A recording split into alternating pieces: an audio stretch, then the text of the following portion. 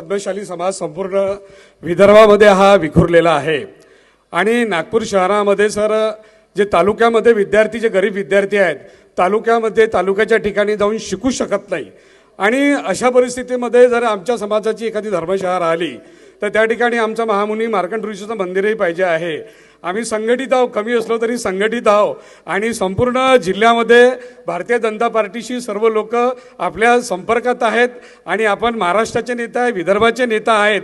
आमची एक छोटीशी मागणी आहे, अनेक भागामध्ये अनेक समाजाच्या लोकांना भवन आहे, आमच्यासाठी आमच्या महामुनी मार्कंड ऋषीसाठी एखादं मंदिर आणि एखादी जागा जे गरीब विद्यार्थी आहेत पूर्ण विदर्भातले त्याच्या धर्मशाळासाठी जर आपण जर महसूल मंत्री आहे आणि हा आपल्याला अधिकार आहे। या ठिकाणी महामुनी मार्कंडेय ऋषींना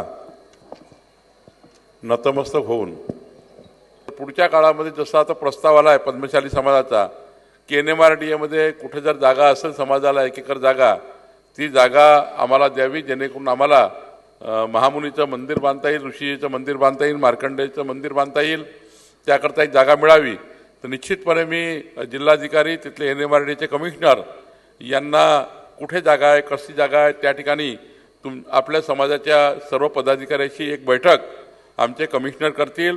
त्या बैठकीमध्ये तुम्ही जे काही जागा निवडाल ती जागा समाजाला देण्याकरता जी काही मदत राज्य सरकार म्हणून करायची असेल ते निश्चितपणे आपण करू। आपण या ठिकाणी आपले मुख्यमंत्री देवेंद्र फडणवीसजी, माननीय नितीन गडकरीजी यांच्या नेतृत्वामध्ये त्या ठिकाणी आपल्या सरकारच्या माध्यमातून हे करू।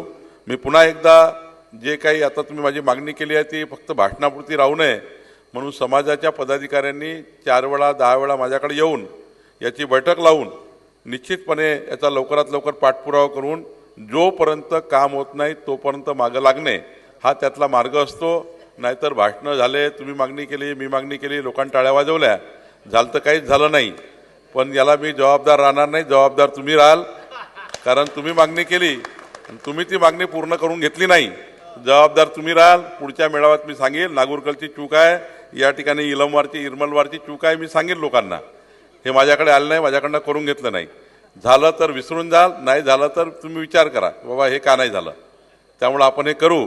मी पुन्हा एकदा मला या ठिकाणी बोलल्याबद्दल मी सर्वांचे आभार मानतो। खूप खूप धन्यवाद। महामुनी मार्कंडेय ऋषी की